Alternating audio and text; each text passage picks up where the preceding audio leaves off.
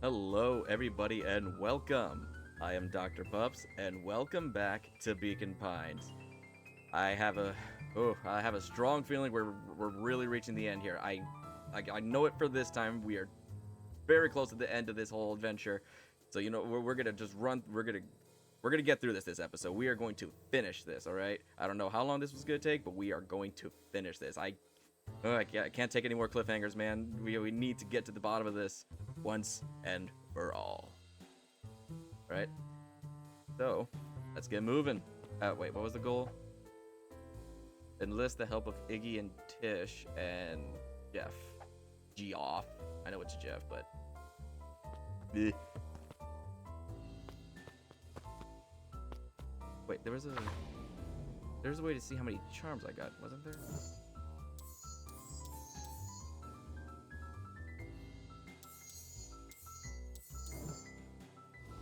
Because like the fish here, like I was supposed to hold on.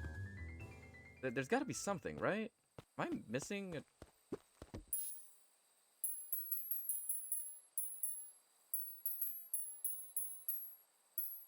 I feel like I'm missing something, but gone through all paths and gone in all words, so what other one could I miss?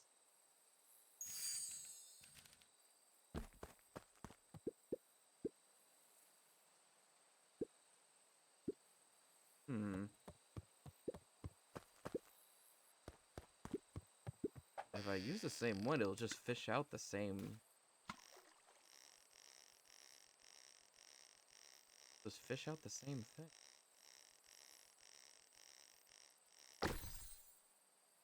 Yeah, I already got the duck.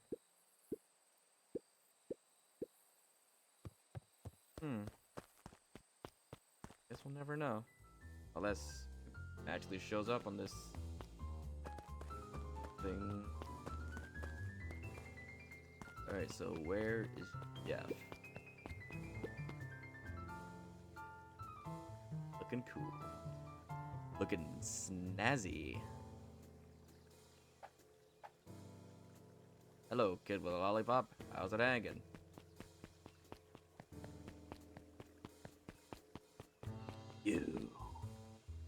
You and your stinky clipboard.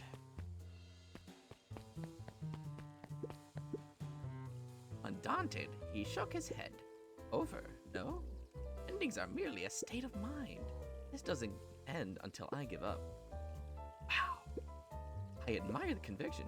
Why can't he really pull through? Well, you're about to find out. Hey, Griffin.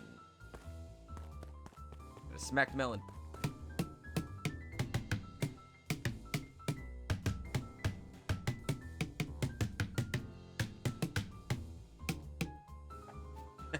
Oh. Whoa. What? Where did all these come from? I don't remember Lavish.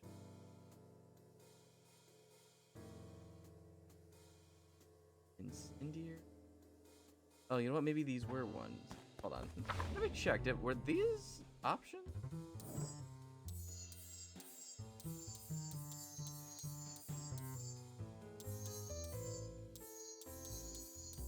Like, Incendiary wasn't a place.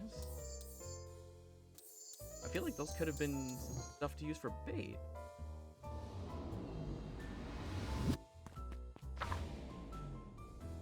No, sorry.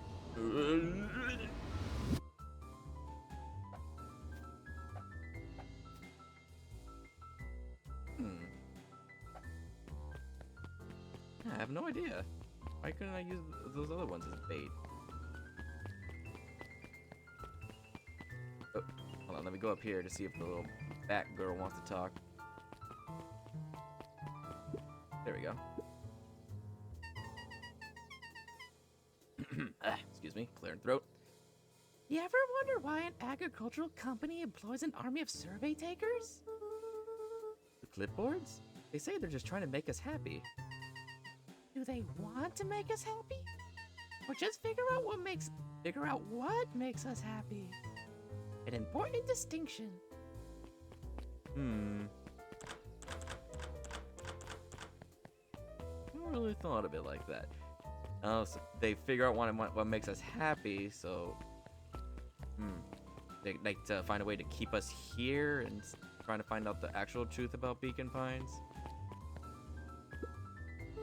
Jeff, my boy. Hey, Jeff. What can I do for you? Well, I know how much you hate Perennial Harvest. Hate's a strong word. Oh, sorry, I mean, I didn't say it was the wrong word. gotcha. So, we're gonna break into their headquarters, and I thought you might be able to help. Jeff wheezed out a long snicker. You see, I knew your kids were all right. Great, so you'll help? The joy in Jeff's face drained instantly. Not a chance. But, Give me one good reason I should risk my hide aiding and abetting you rascals. looking into the sullen eyes of his would-be accomplice, Luca blurted out the first word that came to mind. Oh. I would have to assume it'd be junk. Junk. Yeah, what of it? Sonny, I've got more junk than a king has copper. Ain't interested. Luca wasn't ready to give up so easily. He shouted out again. So junk's no good, hide, shit, or fight. Let's see what shit does. Shit! Yeah, it's all shit. I still ain't helping. Ain't that some shit? Screw you, Jeff. Alright, so junk doesn't work, shit don't work. So it's either hide or fight. So I guess I'm gonna have to guess fight. Fight. I've done enough fighting for one lifetime. And more than my share of losing. Time's come to hang up the gloves. So I guess I just have to use all words. Hide. Jeff's brow perked up. What'd you say? Go ahead and hide then. Sensing some traction, Luca carried on with vigor. Let a bunch of kids do what needs to be done. We're not afraid. Jeff's scowl faded with a sigh. Say what you will about old Jeff, and they all do. But you'll never hear him say I hid from nothing. One good stomp of the foot was all Jeff needed to drive his point home. What was it your kids needed? Some sort of disguise. I've got just the thing. And while we're at it, that crate should come in handy. This ain't gonna be free, you know. I'm thinking 5 bags of sour gob should cover it. Put it on my tab. Luca offered his a hand open to seal the deal. With a firm and dusty grip, Jeff reciprocated. Done. Swing by first thing in the morning. Alright, so now we need Iggy and Tish. I'm coming for your sour gobs, mister. Ah, there are those two scoundrels. Hey, Tish, look who it is. Look, are you here to try to tickle us to death again? Look, just hear me out. Iggy raised an eyebrow suspiciously. Well, listening. Iggy, I know we've both been on... Iggy, I know we've both been giant bags of... Oh, so this is where all the words that I've gathered come to play, I suppose. Bags of shit. Yeah, I mean, I feel like that's the only one. Shit to each other. Iggy gave a reluctant shrug. Yeah, you're not wrong. But lately, life has been kinda... hard, you know? Hard? Yeah, well, life's always hard. Get over it, we ain't interested. Yeah, man. Luca knew they needed Iggy and Tish to pull this off. He tried again. I know we've been within giant bags of shit. But lately, life's been kinda strange, you know? Iggy considered the points. Things have been weird around here. So, I'm offering a truce and asking for your help. What do you say we... break our hostilities, at least for now? We do like breaking things, even if a truce means less breaking things. What if I told you there was a way to have a truce and break stuff? Huh? Go on. I need you to cause a distraction so I can sneak into Perennial Harvest HQ. A wild-eyed grin spread across Iggy's face. My, Luca Van Horn, I'm impressed. And after all this is done, maybe you and Tish can come hang out at the treehouse sometime. Iggy glanced over to Tish, who nodded in agreement. Fine. But not because we want to see a crappy treehouse. We just like to cause chaos. With a quick nod, Luca was off. Hell yeah. Did you hear that, Tish? Iggy gazed up at Tish with a smile. He invited us to hang out at the treehouse. A single tear ran down Tish's cheek. Oh, you spoke more than one word. I never expected this day to come. How wonderful. That's so funny. This whole thing, all that Tish could say was, yup. And now she was so happy she spoke full sentences. Character development, guys. Chapter 7. Into the Hive. A good heist requires preparation, and thorough preparation takes time, something they had precious little of. So far, everything was in order. Jeff, Iggy, and Tish all agreed to do their part. Beck radioed Luca that night with a simple and covert message. We're locked and loaded on my end, and Rollo, after a lengthy confession, managed to persuade Roxy and Fitz to help.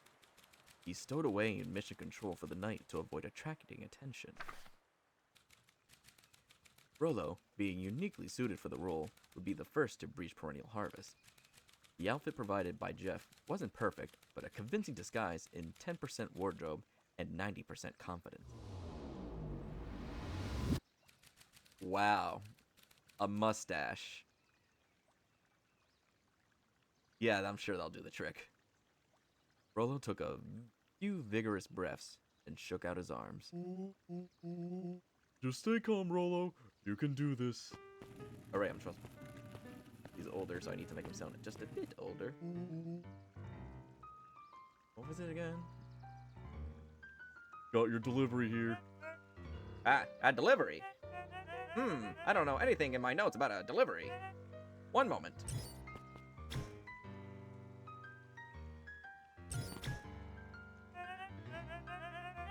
I'm so sorry, but there's no delivery scheduled for this morning. Right. Had to think quick. That's because this goes directly to the founder. He asked that it be kept secret. Rollo sighed, adjusting his tool belt. Oh, I didn't even notice the tool belt. You know how the founder can be. I suppose we could leave this one off the records.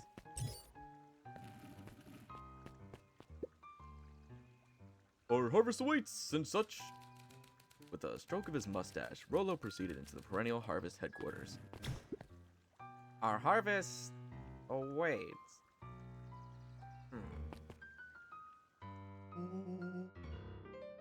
Like a cheer for the founder. Oh, I didn't hear anything about... Yeah, this is a need-to-know kind of thing. I'll just check. He stammered and flipped through the pages of his clipboard. This goes directly to the founder. I don't have time to fill you in. Oh, I see. If you could just complete this form. Rollo interrupted with urgency in his voice. Every time with the forms. Look, if you want to explain to the founder why I'm late, well, it's your funeral. I'm sorry. What do you say your name was again? I'm... Rollo panicked. Our harvest awaits. That's a restricted area. Excuse me, sir. Our harvest awaits. Right, light this candle. Sorry, something caught in my throat. Right, light this candle, Tish. Yup. Yep. Back to the yups. Yep. Suck on this, perennial ham fist.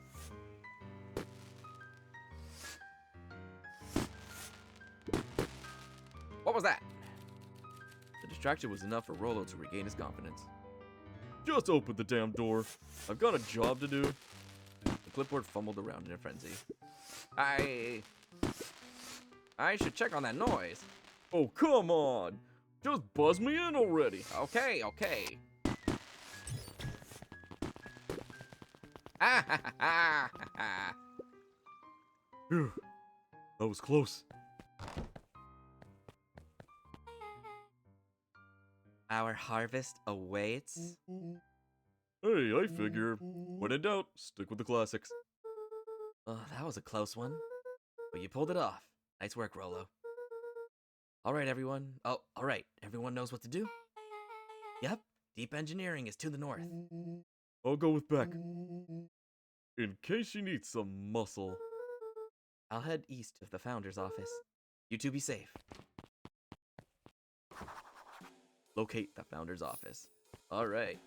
What if I... Perennial harvest reception. Better not head that way. So this way. Ooh, water cooler. Odd. There's not even any cups for the water. This is an outrage. How am I supposed to get a drink if I'm thirsty? What am I supposed to just put my mouth under the nozzle and just like just drink? Oh, thank you.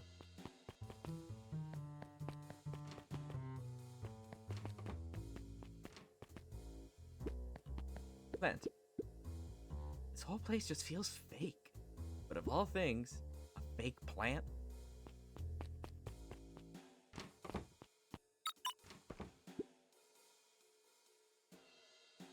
Oh. Solomon? Solomon stopped in his tracks.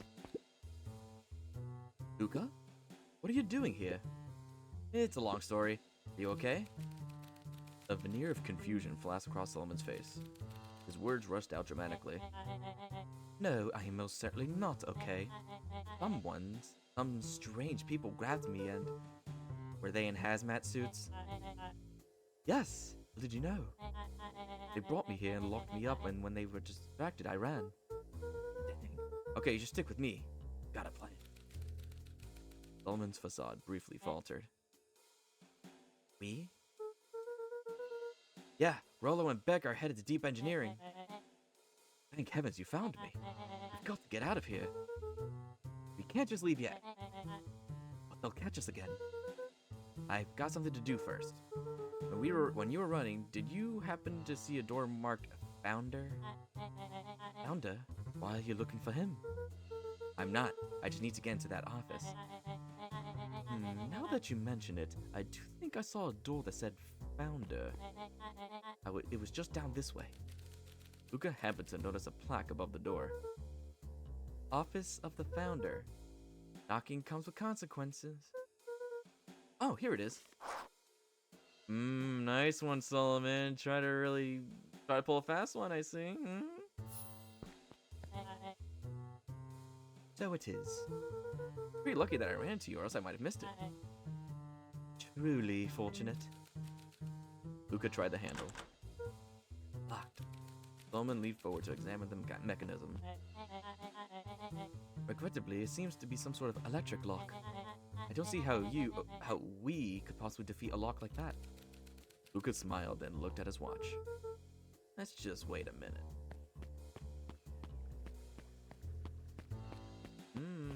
Double!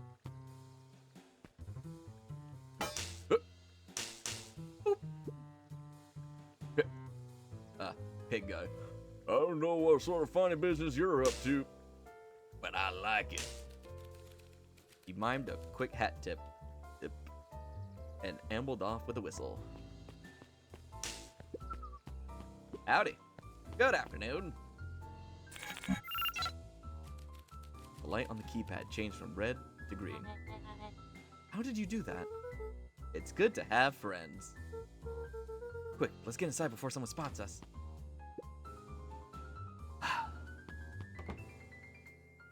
Oh boy. Things are not gonna look good here. Please let this not be a bad ending. Lucas switched on his walkie-talkie. Rolo, I'm in. As expected, there's a control panel. Great timing. We were stuck at a locked door marked 24601. Need you to get us through. What if someone catches us? We should get out of here. I'm not leaving my friends, Solomon. On the computer screen, a green cursor blinked in a password field. Surely you don't have a way to get around the password. Luca pecked out his best guess. Underground secrets. Beep boop bop boop beep. Wow. Yes, Solomon must be pissed right now that Luca's just getting through all these defenses and passwords and stuff. He's like, God damn it. That's funny. The screen blinked to life. Columns of green numbers glowed on a black background. How did you just guess that? Oh, is this absurd password Rollo heard when he was down here before? It's funny how someone arrogant enough to call themselves the founder uses such a basic password. Oh my god, Solomon must be seething inside right now. Or they were thinking several moves ahead, not expecting anyone to guess something so simple. These villain types always end up outsmarting themselves. Solomon's jaw clenched into a half smile. Your powers of deduction are as impressive as your luck. Luca quickly scanned the columns for number 24601. Rollo, I think this should do it. Bingo bango, doors open. Luca, you never fail to impress. What is that slippery lout even doing down here? We have a friend whose mom is in trouble. We're here to get her out. I see. Okay, Luca, I think we're close. The next door's marked 13806. Once again, Luca scrutinized the numbers on the screen. In that moment of distraction, Solomon reached forward and pressed a large red button. Maybe this one opens the lock. Uh-oh. Crap, we've got company. Luca, must go faster. One sec. I can't think with all the noise. He quickly skimmed the screen with his finger. Here it is. 13806. Go, go, go. Cuss these fumbling hands. My apologies, Luca. Don't beat yourself up. I know you were just trying to help. Clipboards. Oh man, no water cups? Rollo! I know, it's an outrage, right? Rollo, are you okay? Rollo, come in. Uh-oh. Mr. Kerr approached with a sneer and spoke into his walkie-talkie. You could turn off the alarms, they're trapped. With self-satisfaction, he called into the hallway. That, my dears, is a dead end. Nowhere to run. Rollo, where are you? Are you okay? Yeah, I think we lost him. Figure your way back to Nellie's office. Okay, you two rabble-rousers are coming with us. Nope. Ooh. Make a break for it. Did that little shit just kick me? Oh man, remember she got her shin kicked by Luca and said the same exact thing? Oh, how it comes back full circle. But instead of like, just on Mr. Kerr. Don't just stand there after them. Okay, I think that worked. Roxy and Fitz had them on a wild goose chase. I am having trouble following what just happened. Like I said, it's good to have friends. Rollo, how long do you think Roxy can distract them? How long can Roxy keep someone so pissed off they can't see straight? Let's just say, we've got time. Entering Nellie's office now. Mom! Oh, honey, what did you do to your hair? I thought you'd be happy. I thought you'd be happy. I finally used the Young Chemet's lab kit. You sure have a knack for making me incredibly proud in the most frustrating ways. We need to get you out of here. We? Who is your adult friend? Oh, I'm not an adult. Ever heard of a growth spurt? I had more of a growth spew. No, that's not possible. Ellie leaned over to examine his teeth. substantial banding on the enamel of the molars, consistent with Tempest liquamine exposure. Is that what you call the gunk they forced me to drink? You drank it? Oh, no. You told me it was only being tested on plants. Oh, Beck, sweetie, I promise I didn't know. Mom, what the hell's going on at this place? I was brought here to work on the discovery of a lifetime. A novel chemical compound was discovered under Beacon Pines in a wellspring they call the Source. They named it Tempest Liquamine. Ooh, excuse me. It pulls energy from its surrounding its owner to fundamentally alter matter's relationship to time. It was the secret to Valentine's fertilizer.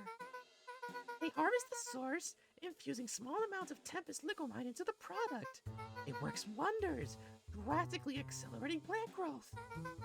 Crops would be ready to harvest in a fraction of the time, but it led to complications. The foul harvest? The foul harvest, not a question. Perennial Harvest came in to clean up the mess to succeed where Valentine failed. But Tempest liquamine is rebellious. Rebellious? You could think of it as a manifestation of change itself. It's volatile by its very nature. So the more you try to force it to do a specific thing, the more it resists, yes. I can relate to that. My role was to finish the work of my predecessor, Dr. Prescott, harnessing Tempest liquamine to reliably manipulate an organism's age. Just imagine how many people we could feed. Mr. Kerr was very insistent that we achieve a successful result by before today's festival. But you didn't, right? Ellie sighed. You know how much I love a good puzzle. I poured myself into the problem. It wasn't long until I discovered oddities in Dr. Prescott's notes. Oddities? They contained obvious errors, mistakes that someone of his reputation would never make. So I fixed them and now I get to replace my entire wardrobe. I am truly sorry. Meh, those clothes were all hand-me-downs anyway. It sounds like Dr. Prescott figured it out, got cold feet, and intentionally sabotaged his own work. I had considered that possibility. I've sent a letter asking him to clarify his thinking. Mom, Dr. Prescott is dead. Kerr had him killed. What? I overheard them talking about it on the radio. It's why we gotta get you out of here. I just... Like, now. Wait! The vial! I finally solved the chemical equation, allowing direct control of aging. Mr. Kerr picked it up just before you came. All the more reason we gotta hightail it. Luca, we got Dr. Bodwell. Heading your way now. Roger that. Be careful. Alright, everything's on track. And what is your plan of escape? We'll go over everything when they get here. In the meantime, maybe we could dig up some more info. Booter? Let's see what else this bad boy has on it. Security system, time card logs, A-roll. You know, for being so evil, this gun sure is boring. Sullivan muttered inaudibly. Just you wait. Huh? Oh, nothing. Nothing at all. Excuse me 1 second. Gotta fix it real quick. Yep. Hold on 1 second. Doodly doodly doo. Okay. Alright. Files. Luca tugged on each of the cabinets. Dang, this must be some good stuff. They're all locked. Perhaps he's not as careless as you suspected. Alcohol? Malice 80 proof whiskey. A hard drink for a hard man. Wow, even his alcohol is arrogant. Coleman once again muttered under his breath. I should just smother you right now. What's that? I said I shouldn't bother you right now. Don't be silly. You're no bother at all. Coat rack? No? What if I just... I'm really sorry you got dragged into this mess, Solomon. You needn't worry about me. Well, I feel bad either way. We're gonna get you out of this, I promise. With a subtle quivering lip, a smile crawled across Solomon's face. You sneaky bugger, you. Been waiting to do your grand unveiling, I bet. It looks like the founder was helping Kerr plan the festival. Why would such a secretive leader be obsessed with a party? Only time will tell. Luca held his hand up to the ashtray. Still warm. He must have been in here recently. They heard the trampling of frantic footsteps from the hallway. Lock it, lock it, lock it! Beep. Locked. How long are you to keep the mustache on? That was close. When we left Nellie's office, it was swarming with clipboards. We barely got away. Did they follow you? I think so. Rolo? Before we start tossing blame around, is it possible someone ordered a pizza? No. I don't think that's a possibility. We'd love to hear your thoughts. Definitely not pizza. What now? Don't look at me. I'm officially retiring from the heisting business. We're so sorry for the inconvenience. We just have a few quick questions on how to murder you. Just let me think. Can someone watch the door? Of course. And you're gonna let them in. Yeah, you're just gonna let them in. Everyone else, huddle up. Oops. Oh, I think this little caper has gone on long enough. Solomon. No. How could we have foresaw this? Maybe we only knew this from another timeline. Hush now, child. The adults are speaking. Dr. Modwell, a brief reintroduction is in order. We've never met in person, but we have corresponded. You see, it was I who hired you. Solomon, the pathetic orphan child. The powerful and enigmatic founder. Sharper, the fallen progenitor who created this town. Perennial Harvest, Valentine, Fertilizer. All connected by a single thread. Yours truly. But that's... Her eyes searched the floor for... Her eyes searched the floor in thought. Solomon watched eagerly, waiting for the flicker of epiphany. With a sickened look, she peered into his soul. Huh. Yes, now you've got it. Tempest Legomine, you discovered how to reverse the process? Solomon clapped with genuine delight. Slow clap. Very good, Dr. Monwell, very good. Though the discovery wasn't intentional. Solomon glanced down, examining his youthful form. And the effects went a little too far for my taste. That's why you needed me to finish Dr. Prescott's work. Which you did admirably. Mr. Kerr, the vial, please. Kerr presented it with a theatrical twirl of the hand. May I present to you the eighth wonder of the... Before he could finish, Rolo snatched the vial from Kerr's palm. Yoink! Wow, this... What? Oh, God. Doing two more voices at once, you get mixed up a bit. No, bear with me here. Wow, this stuff sounds pretty valuable. Be careful, you fool! You have no idea what you have in your hand. Actually, oh no, that's Kerr. actually, we do. You just did a whole evil villain monologue thingy about it. Rolo casually tossed the vial to Luca. Gosh, maybe I'll have a taste. Luca jiggled the vial mockingly. Seize him! Luca! Over here! Monkey in the middle. Move another inch, and I smash it. She held it tightly behind her back. Solomon sighed, speaking in crisp, measured syllables. You have no plan. I'll smash it, I swear.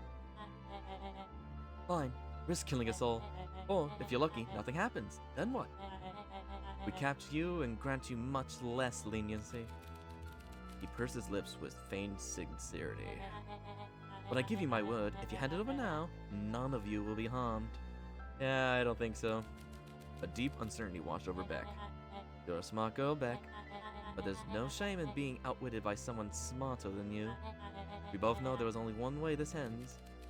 He looked at Nellie shakily. With a dispirited nod, Nellie sighed in defeat.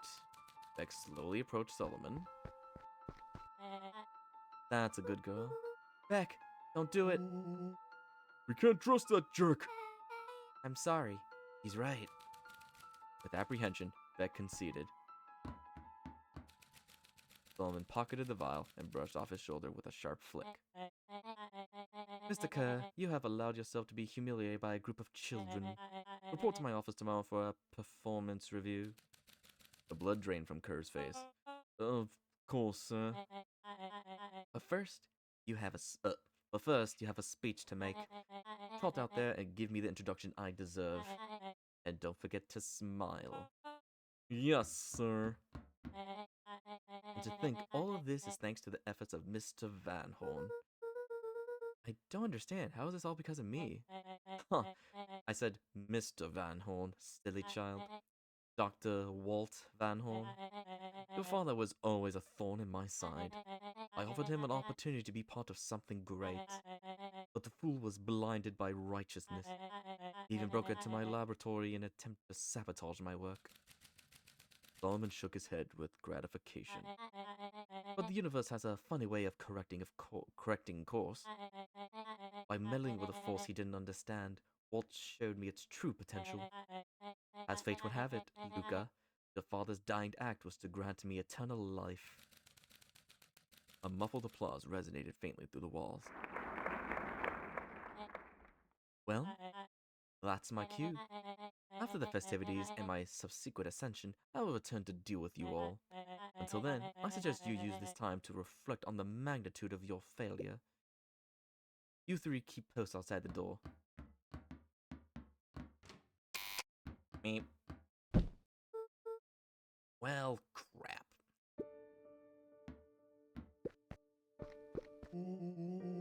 I can't believe Beck sold us out like that.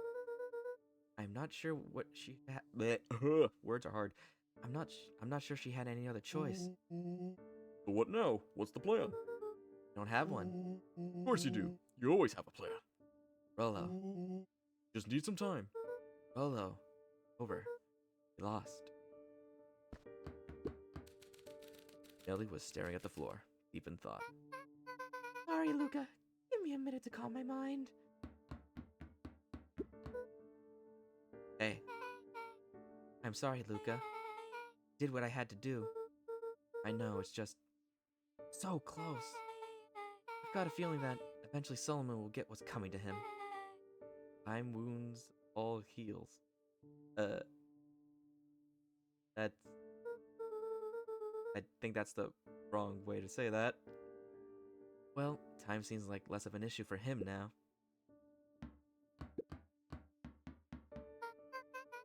Luca, there's something you should know.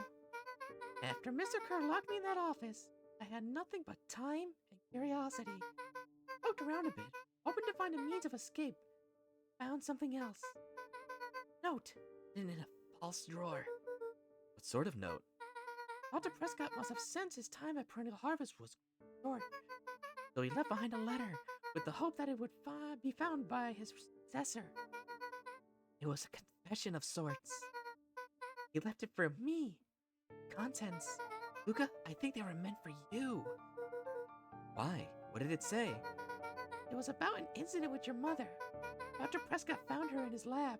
Stolen keycard. It was an accident. She had been exposed to extreme amounts of Tempest liquamine. The color dropped from Luke's face. Did she? No. Did she? Is she? She survived. Dr. Prescott decided to help her recover.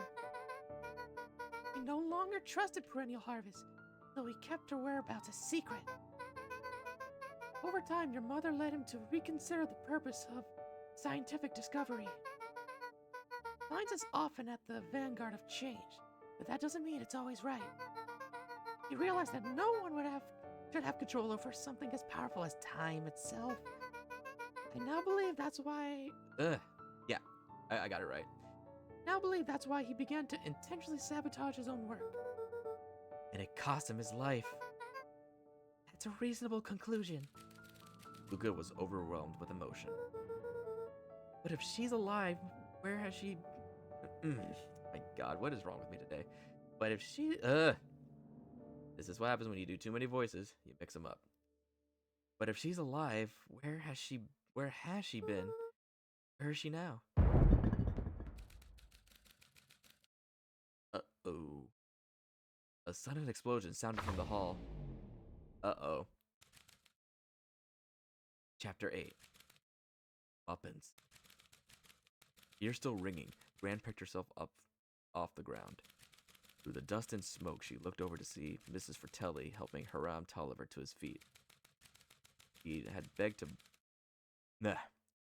borrow and steal to acquire those explosives. How many nights had she spent visualizing how she'd use them to make things right? And now, her one shot at destroying the source, that damned hole that swallowed so much of her life, gone. Traded for this jagged hole in a wall, and foolhardily shot at rescuing Frollo. With Fratelli and Tolliver at her side, stepped through. It was a strange feeling. The last time she stalked this maze of hallways, it was in a different body. They quickly rounded a corner to find a group of clipboards guarding a door. Something worth guarding is probably something worth seeing. She leapt forward and brandishing her cane. If her last chance at vengeance for things lost was truly gone, she would just have to fight to keep what she still had.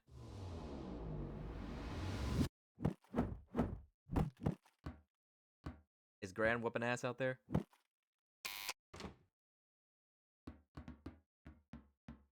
Yay! Gran, what are you doing here? Luca, what are you doing here?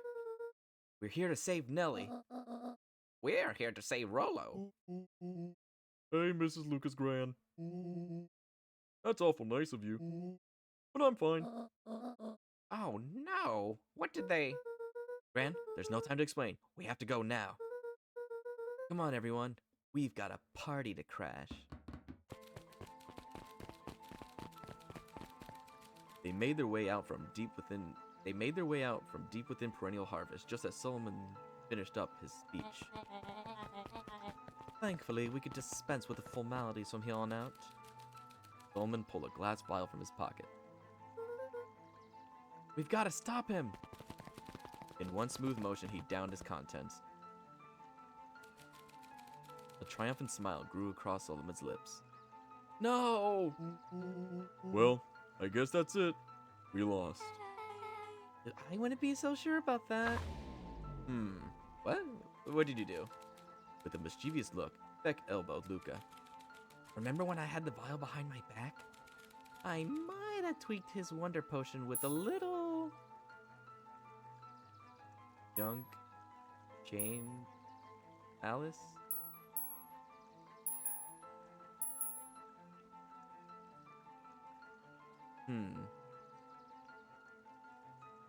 Junk? I like to see how all this came to be. Can't wait to see the look on his face when he realized he drank his own cigar ash. How did ashes get into the vial? It was pretty easy to mess with a vial when it was behind my back. Oh, that's sneaky. Well, it's a bad habit anyways. Always says bad habits are like 50-yard field goals. Huh? Hard to kick. You can all call me Champa Valentine. His body and fans began to contort and expand as he disappeared into a belching green mist.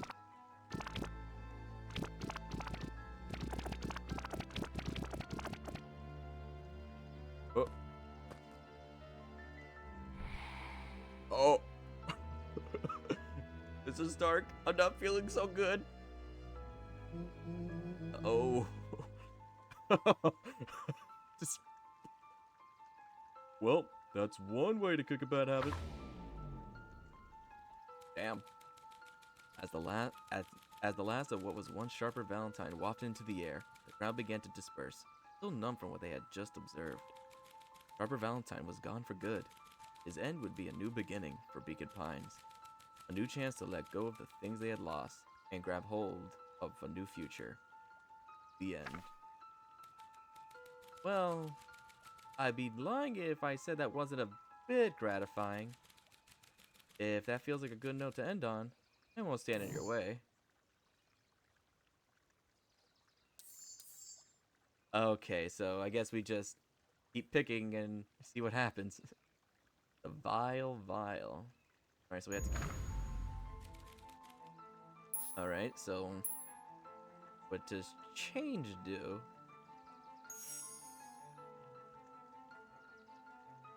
We get to see all the silliness that happens. Alright. Like, pocket change? Your unlucky penny! Yeah, I popped it in the vial when no one was looking. What's that gonna do? No idea. That's the beauty of science. Now we observe. You can all call me Sharper Valentine. Okay, green mist.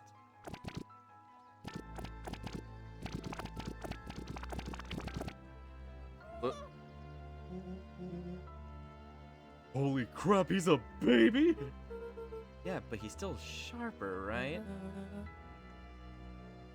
But he was what he was what no longer matters. Baby. He still has a grumpy look on his face. This is an innocent child. I apologize for all the harm my father has caused you. Eris awkwardly cradled the squirming child.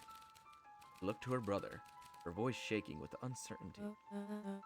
Augustus, what do we... What do we Valentines always do? What must be done? I'll hurry home to prepare a gift for young Sharper. That would be a great help, thank you. She looked back down at the infant with equal parts kindness and terror in her eyes. With a shake of her head, Eris addressed the crowd with a stern scowl. Okay, everyone, the show's over. You may leave now. So first, just...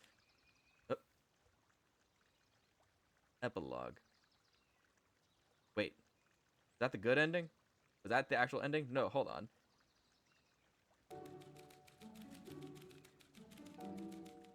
No, wait, no. We need to go back. There has to be a way to go back, right? No, I gotta see what the other one did. We'll be back in just a moment. Okay, we're back. So, seems like we can't go back now and see what the other one did. So I guess we're just gonna have to play this out. Alright, so... I guess we'll see what happens. Epilogue. Beacon Pines' coldest summer on record came and went without much fanfare. Folks shared what they had, and none were left wanting. The new school year was ushered in by the falling leaves of autumn. After everything Luca, Frollo, and Beck had been through, middle school was bearable. The chill of winter didn't seem to bother people much. They kindled a hope for a better future in their hearts. When spring arrived, farmers planted their crops with a sense of joy and optimism. And as the dawn of the first day of summer came again, his light slowly spread through the shallow valley. It crept over the town square, across the river, past the neglected welcome sign, and came to rest on a young boy, sleeping at dawn. His mind at peace, knowing he is here for a reason.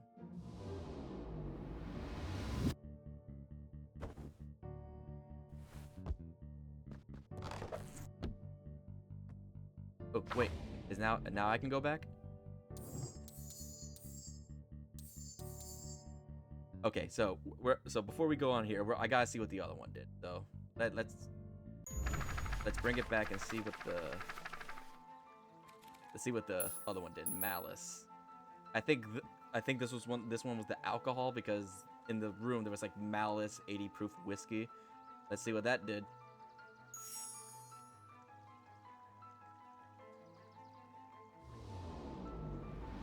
You know, we gotta see. Malice? The whiskey from his office? Yep. Dude had an unfinished glass on his desk. Figured his grow juice could use a little hair of the dog. You can all call me Sharper Valentine. Alright, so let's see what this does.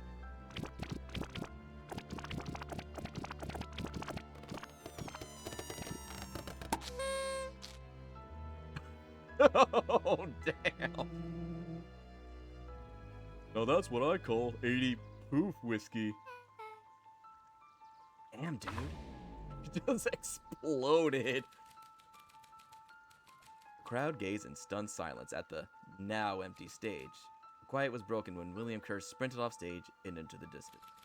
He was never seen around Beacon Pines, or anywhere else for that matter, again. Watching the silhouette of Kerr disappear over the horizon, Luca began to laugh. First, a low chuckle that became uncontrolled, heaving laughter. Uncontrolled heaving laughter. Through his tears, he was vaguely aware that the crowd had begun to laugh with them. The end. That was unexpected. Perhaps a bit of an absurd ending for my taste, but who am I to say? I'm only writing the damn thing. Alright, so now we can go back to the change. So I have no epilogue. No, I guess we just gotta make the same one again. Yep. Alright. Alright, I'll just be right back to that part. Excuse me one moment. Alright, we're back. So, now we saw all the silliness that happened, but now we're on to the real ending. Rolo, are you up yet? Roger that. It's a beautiful day at Mission Control. You gotta swing by? Be there in a minute. Check in with Rolo at the treehouse. Over time, Eleanor began moving Walt's old things out of the closet and into storage. Eleanor had moved back into her bedroom, and now that she wasn't sneaking out late, she even slept there most nights.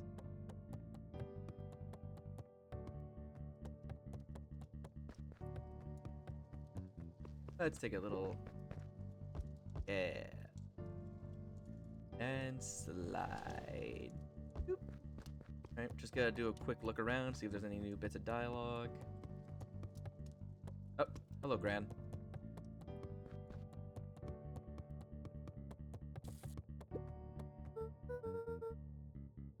Oh, did they now found out? Oh, so I guess in this epilogue, that Gran confessed everything and said, "Oh, I'm your mother." Mom, I'm ready to go now. You go on without me. I'll meet you there. I've got a batch of jam to finish jarring. It's funny. I only started making jam as a way to send messages without anyone noticing. But now, I enjoy it.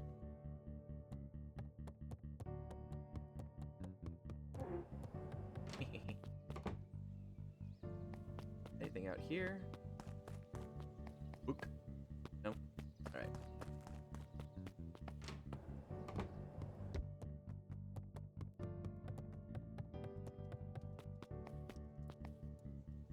Alright, so we're supposed to go to mission control, but let's pick back up here.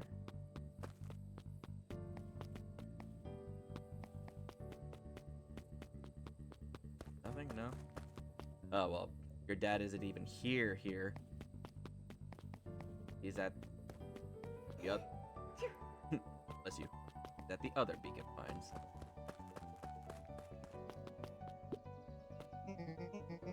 I hear you and Rolo have big plans for that little treehouse.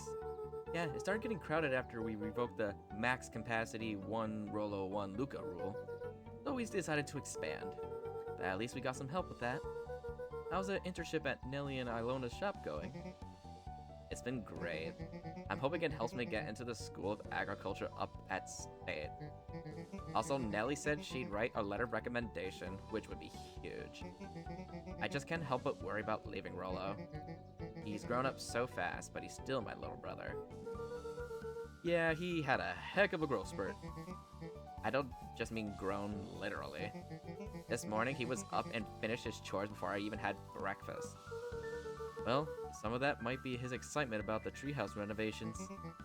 Don't tell him this, because it'll go to his head. But I'm really proud of that little punk. I'm sure he feels the same way, but he's just too dang proud to tell you.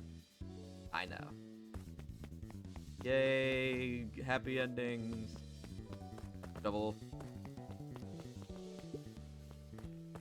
Oh, hello. Hey Gus, how's the tree planting going? Couldn't be better. I'm so grateful to Iloda and Nelly for letting me help. Look how happy he is now and not stressed out about Sharper. I just wasn't built to be a mayor. Too much bureaucracy. Gus, we finished cleaning up the sidewalks. What's next? When Perennial Harvest collapsed, most of the clipboards skipped town. But some stuck around and dedicated themselves to making things right.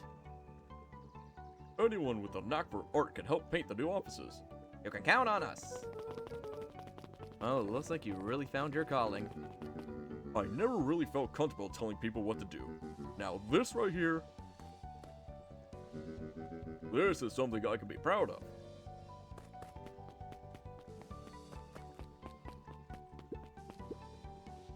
How's the napping this morning? The most underrated part of a good nap is the view. And the view's getting greener every day. Nice. How about you two? I see you decided on a name. Yep, we had to clear out the old stuff before putting on the final touch. Slow and Dirty Harvest is now official. I like it. It was actually Nelly's idea. There's still a lot of work to do, and the name serves as a reminder. Just because progress is important doesn't mean change should happen fast. In fact, I've learned that the more you care about something, the more important it is to take things slow. Our motto is, go slow and fix things. Amen to that. Slow and Dirty Harvest. I'd better not dilly-dally. Gotta get to the treehouse. Aw. Maybe I can go there later.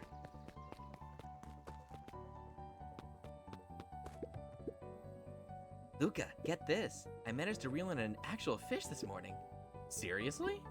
Yeah, and honest to goodness, flip-flopping, swim-swamming, fish. I don't think I've ever caught an actual fish here. Been at least 7 years since I've caught one. I'd say it's a good omen. What do you do with the fish? Oh, I release it back in the pond. I'm hoping to catch it again tomorrow.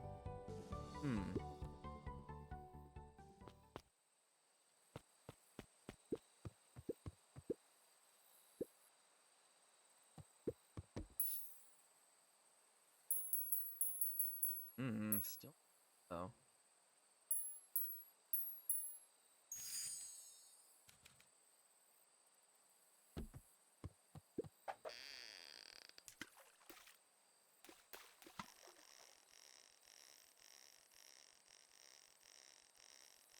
I'm wondering why I can't. Because it looks like there's a. Looks like there's supposed to be. And I don't know where to get it. Guess we'll never know.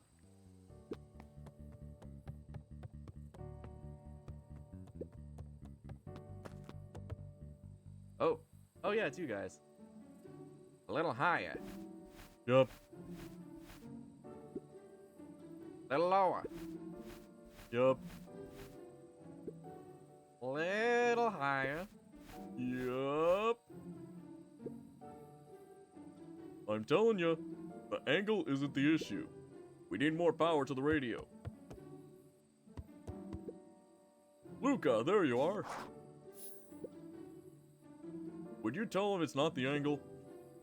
Hey, I'm not in charge of antenna redesign. Fine, fine. Iggy, just don't do anything drastic until we get back. Oh, me? Tish, you're in charge while I'm gone. Yup. It'll be fine, right? Oh, it'll be fine. If we really want Mission Control to turn into something bigger and better, we have to loosen our grip a bit. You're right. Lead the way. Check in with Beck at her house. Is there anything I can do up here? Let.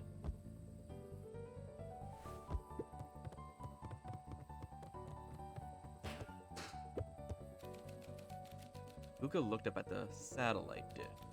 Rolo nearly killed himself putting that thing up into the tree. There it is.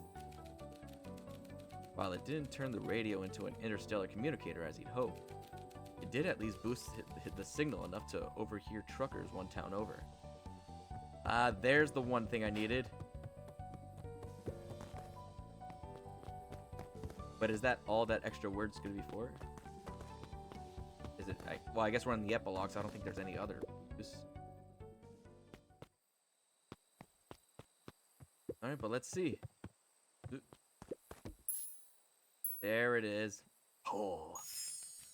Luca tied a small magnet to the line, fishing with the law of attraction.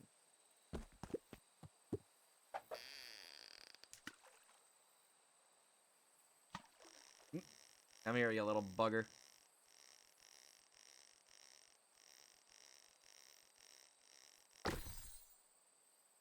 Key? Where do you think the lock is for this key? Now, why would we want to find that? Because then we would know the secret. Ah, that's no fun. The second we know what it unlocks, it just becomes a boring old key. Right now, this key can unlock anything. Cool.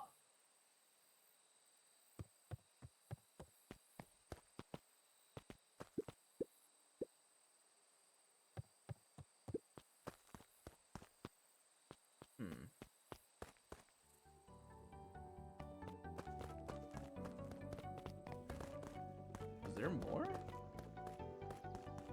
Because I noticed there's an achievement where you could catch all the fish in that pond, but maybe I haven't explored enough to find more words. Ah, well, guess we'll just let that sit as a mystery. Young Mr. Van Horn, how's little Solomon, Sharper doing? Young Sharper seems to enjoy nature more than I, though we do a lot of strolling these days. Has he, you know, attempted to crawl out of his crib and plot world domination? Yeah. Thankfully, no. I spoke at length with Dr. Moda, and she feels that Sharper's infant mind was not developed enough to retain his previous memories. For all intents and purposes, this child is unmolded clay. Let's hope he's a little nicer second time around. That is the objective, yes. But really, all I could do is try and hope. Two activities I am endeavoring to find less distasteful. Well, I think you're doing a great job, and the whole town is ready to help out however we can. I can't wait to teach him how to throw a baseball. Eris did her best to ignore the tears welling in her eyes. That would be acceptable. What's today's news that needs knowing? I'll give you tomorrow's headline today. Our old friend Patrick C. Montague, aka William Kerr, just performed a stirring rendition of The Iceman Cometh at the State Correctional Facility at the state. I hear there wasn't a dry eye in the house. Well, I guess he has plenty of time to work on his craft.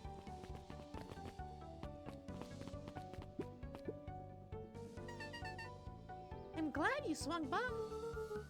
More follow-up questions for your story? Nope, I got everything I need. Thanks again for that. I sent a draft of the story to a reporter in Capital City, and they offered me an internship. Of course they did. You're an amazing reporter. I don't know about all that. A story about a phony corporation that picked up an entire town of people and moved them to cover up a massive illegal mine shaft full of incredibly hazardous chemicals sort of writes itself if you think about it. Just don't forget us when you become a fancy big city reporter. Capital City isn't that far away. You're gonna have to come back from time to time to check in and see what sort of new trouble you got yourself into. Sorry to disappoint, but my adventuring days are over. Huh, we both know that's not true. What makes you say that? Call it a reporter's intuition. Oh. Ding-a-ling. Ah, a clipboard. Lucas squinted at the faded photo of him and his mom at the diner. Memories of that day came flooding back. Oh. Oh, hello. Good afternoon, Mr. Tolliff. Sorry, these allergies have been killing me. I haven't been able to smell a thing all day. I almost sold Miss Hatch a gallon of spoiled milk this morning. Got anything to help clear out these darn sinuses? Whatever it takes, I just want to be able to smell again. Oh, is this like a little side thingy? Something to clear sinuses?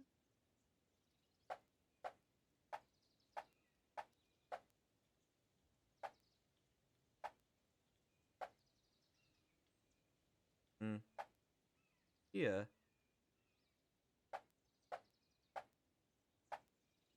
Something to clear sinuses. I would guess a fish.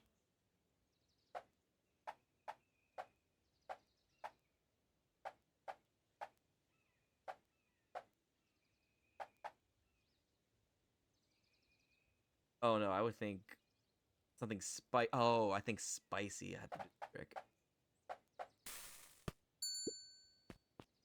You what? No.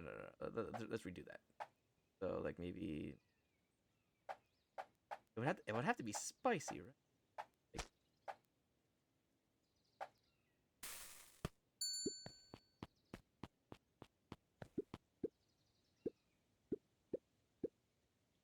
Like, no.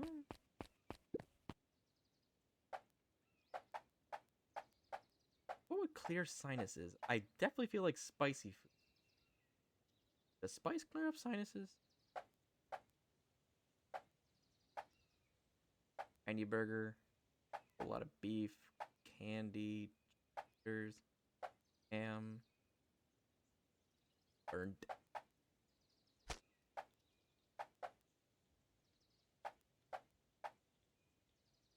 Feel like maybe something pungent?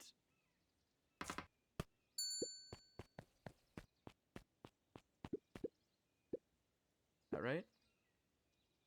Ah, spicy. Okay, so it is spicy.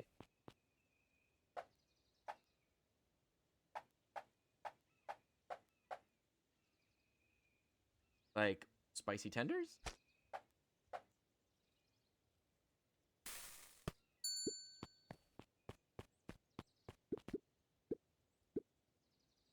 Well, I'd add the spicy peppers. Put on something that'll really wake up the senses.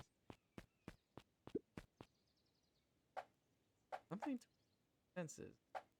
Would a fish not do it?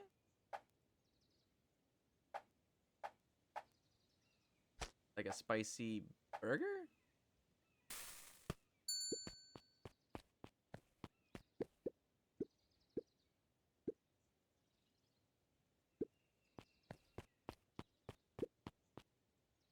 Gotta be something, right? Something that'll really wake up the senses. Do I even have something like that? Spicy fish?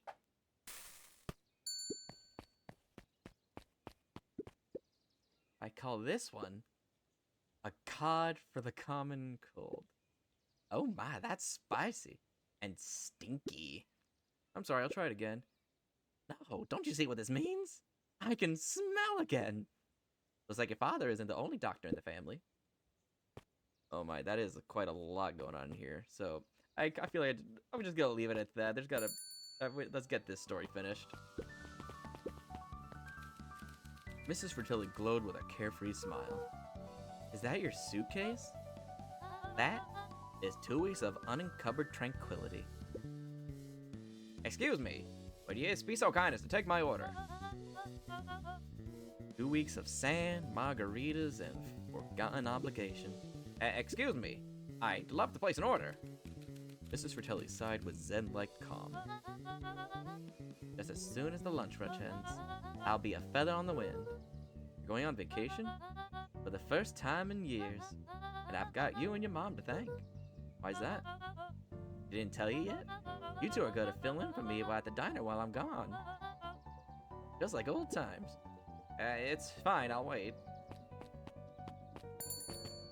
I hope I get paid. Child labor allowed?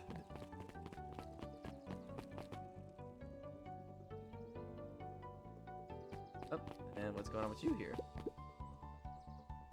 Luca, do you want a biscotti? On the house. I don't really have time. Daryl, you gotta come and see this. I finally did it! I pulled the perfect espresso! Aw, Lumi. If I didn't know better, I would think you're proud of something. As if I know. Too late. You're now officially a person that cares. Haha. Suck it, nerd. You care about something. Alright, what's going on over here? Oh, that tent's gone. Your name was Griffin, right? Wow, back for seconds? I don't know. I'm probably just gonna go normal voice. If it's not too much trouble, for the longest time, I didn't understand the appeal of ice cream. It serves no purpose, other than to be briefly enjoyed and then it's gone. But it's pretty tasty while it lasts. I'm inclined to agree. Tolliver.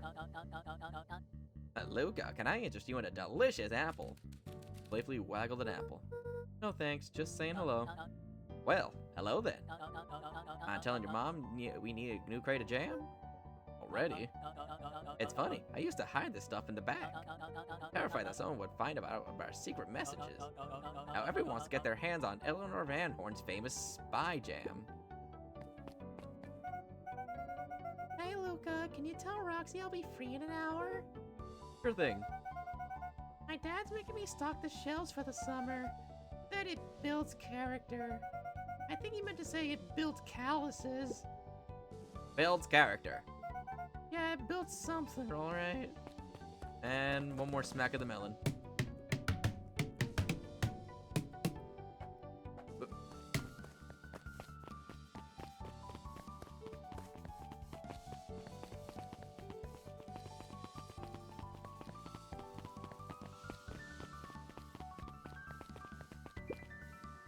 Oh my, all the little bunnies. Hey, I'm Mr. Nuncreed. I'm gonna go see my dad in a bit. Did you want to come with? Even after everything I did, you still... Mr. Nuncreed shook his head. You really are your father's son, aren't you? I don't think I'm ready for that yet. Well, you're always invited. I bet he'd love to hear from you. I'll visit Walt in my own time. You run along now. Hey, so about those sour gobs I promised Jeff. Can I get some of those?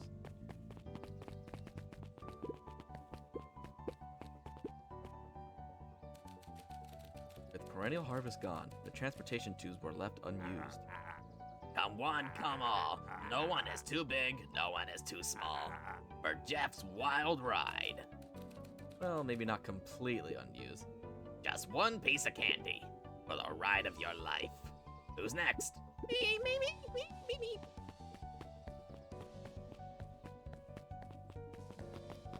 Okay, but do we not figure out where all the tubes go? One leads to the snowed-in Beacon Pines, and I don't even know where the others go. So where do they come out? How do they get out? Guess what? Yesterday I saw Dynastus Titius. That's good? It's great! I haven't spotted one of those in years! That's right, Beacon Pines is gonna become the bug capital of the county. Can we go through here?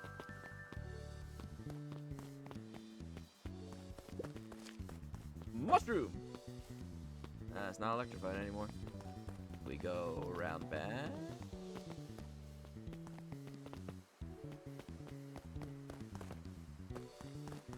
Just trying to see what we can discover, what we can find. Nothing. This mushroom's going with me. Alright, off to Beck, I suppose.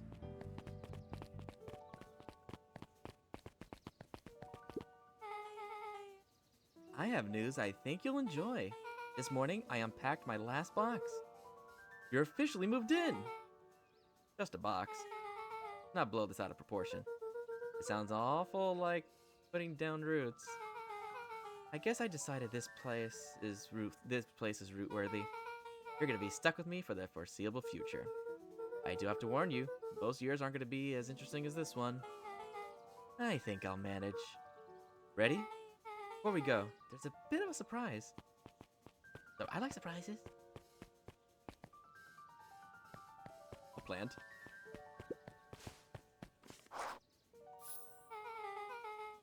My mom's prepared this tree especially for you. I didn't have to do that. It wasn't just them. About the whole town pitched in. We all owe you. It should do okay in the cold of Old Beacon Pines, and thrive as things warm up. That's perfect. When you're ready, take Jeff's wild ride to Old Beacon Pines. Oh, we're planting this tree to where his dad is actually buried. Aw.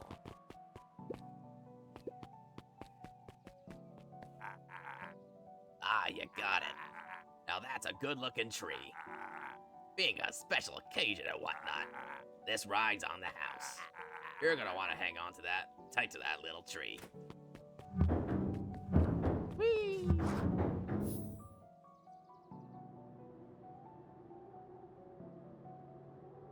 Aw. I think this is it. The end I've been waiting for. Honestly, I'd begun to lose hope of ever finding it. But then you came along. I don't know exactly how to thank you. It's hard to explain how much this means to me. It's funny, now that our time together is finally ending, I'm at a loss for words. Let's just watch the end together. Done. A good little tree. The best little tree. Thank you, children. This means a lot. Yeah, thanks for everything. Shucks, I only did what any super awesome best buddy would have done. We should probably give you some time alone now.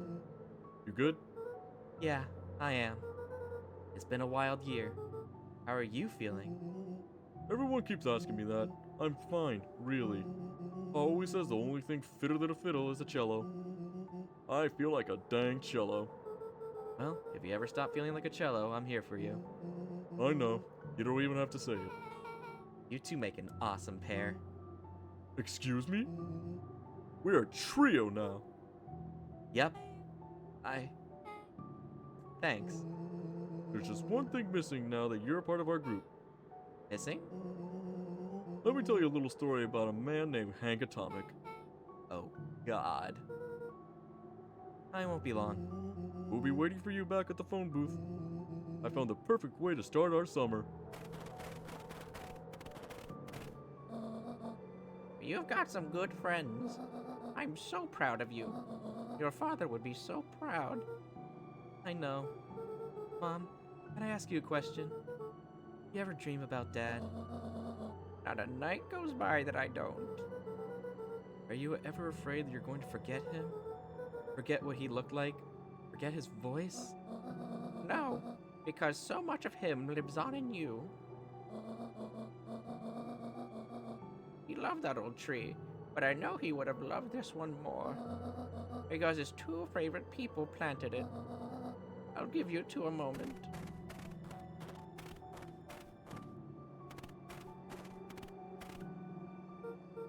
Hey, Dad. Dr. Modwell says that over the next few years, this place should warm up. So you won't have to be so cold for much longer. I think I finally understand why you left that night. There were things you believed in. Big things. Those beliefs were the things that made you, you. If you wouldn't have stood up to Sharper, stood up for what you believed in, you wouldn't have been the same person anymore. You had to go. But that didn't mean you loved us any less.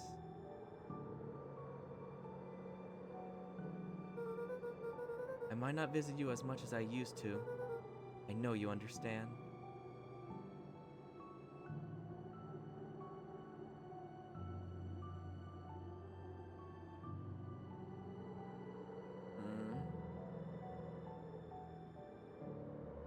Is up, gotta say.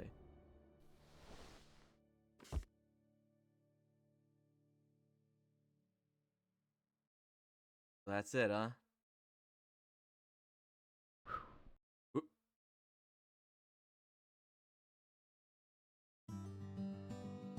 Ah, finally, it's over. Oh, Oh my god, I loved it so much. This was such a good game. Great story. I loved everything about it. Got me a little tear in a bit. Voice and story with Kirsten Mize. Ooh.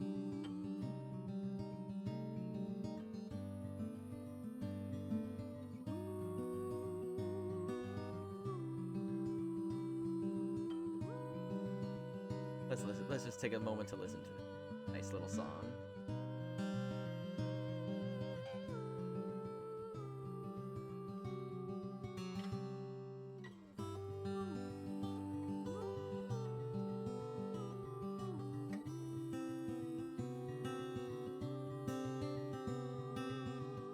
Well, I'm so glad y'all stick around with me to this little storybook adventure. That this was so heartwarming, so funny, so cute. There was just there's so much about this that I love. Thank you all for sticking around with me in this adventure. Cat barf. I love these little silly names. Just Peter. Ryan meets B. Meets. Isn't that when names like that are usually in quotes? That's like their nickname or something. To have a nickname like Meets, pretty baller. Oh, so these are all the supporters.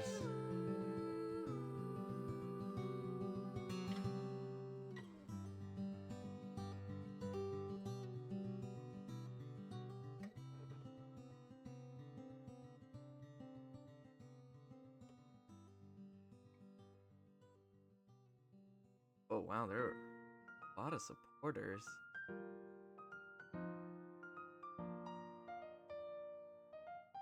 Nice little piano tune.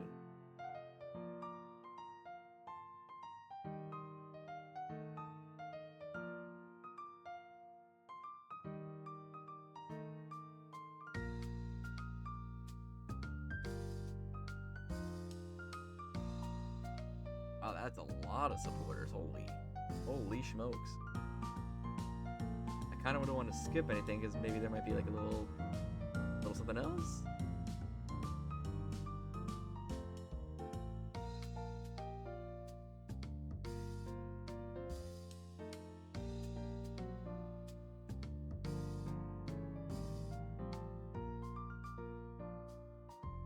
Just gotta look through the credits and point out some silly names, I suppose. That's something we could do.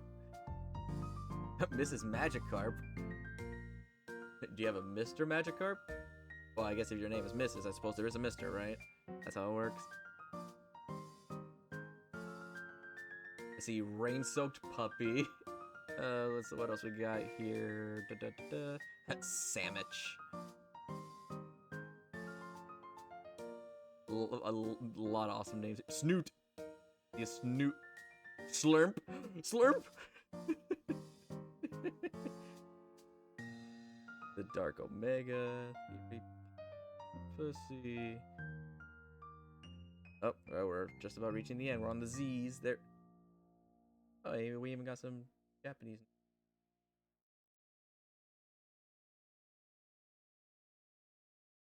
Well, I think that looks like about it. Alright, well, that's about it. Well, I would like to say it again. Thank you all for sticking with me on this adventure. Through twists, turns, and a lot of emotion. This has been a fun series to do, and I hope you stick around for more to come. Alright? Well, you guys know what to do. If you like this video, please leave a like, leave a comment, and subscribe for more hijinks and shenanigans. Alright? So I'll catch you all in the next video. Bye!